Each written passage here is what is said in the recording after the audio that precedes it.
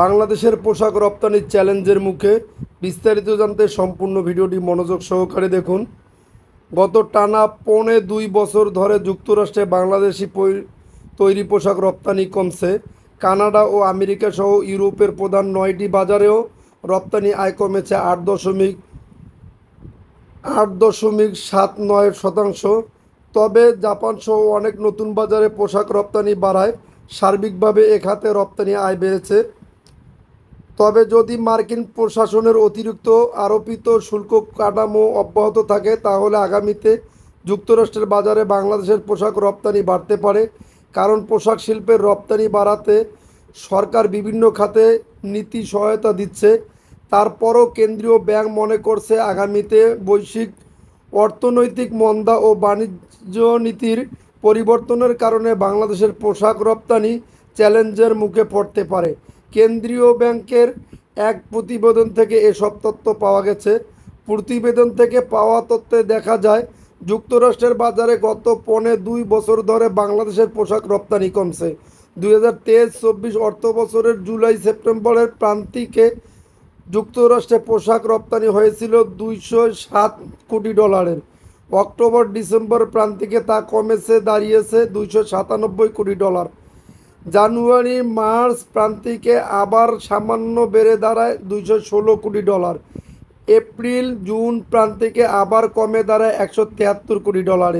সদ্য বিদায়ী অর্থ বছরের জুলাই সেপ্টেম্বরে প্রান্তিকে $185 কোটি। অক্টোবর ডিসেম্বর প্রান্তিকে $199 কোটি।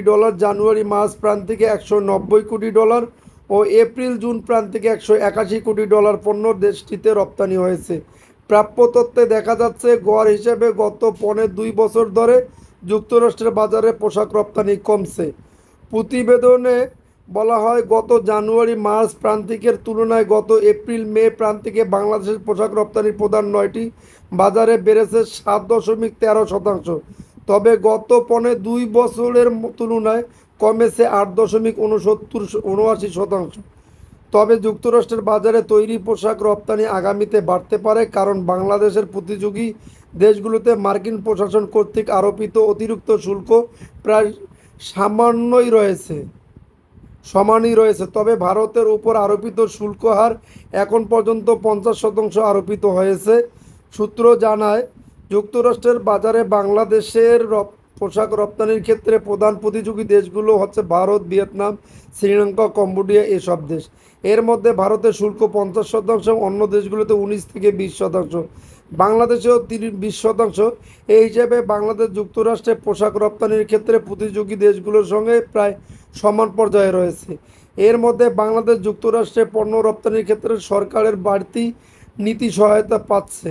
এখন দরকার স্থিতিশীলতা। প্রতিবেদনতে বলা হয় প্রধান 9টি বাজারের মধ্যে বাংলাদেশ সবচেয়ে বেশি পোশাক রপ্তানি করে যুক্তরাষ্ট্রে।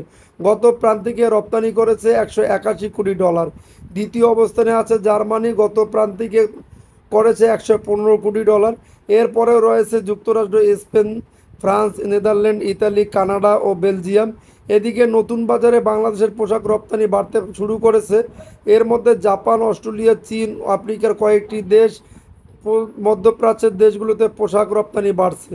এসব কারণে কেন্দ্রীয় ব্যাংক মনে করছে আগামীতে বাংলাদেশের তৈরি পোশাকের বেশ সম্ভাবনা রয়েছে। এখন প্রয়োজন উদ্যোক্তাদের পণ্য বহুমুখীকরণে নিজে নজর দেওয়া, দক্ষতা বাড়িয়ে পণ্যের উৎপাদন খরচ কমানো, তাহলে প্রতিযোগিতায় সক্ষমতা আরও বাড়বে। এই খাতে রপ্তানি বাড়াতে চ্যালেঞ্জ হিসেবে কেন্দ্রীয় ব্যাংক দেখছে সম্প্রতি ভারত সরকার দেশটিতে বাংলাদেশ থেকে স্থলপথে পোশাক রপ্তানিতে বিধিনিষেধ আরোপ করে। এতে ভারতে রপ্তানি কমেছে।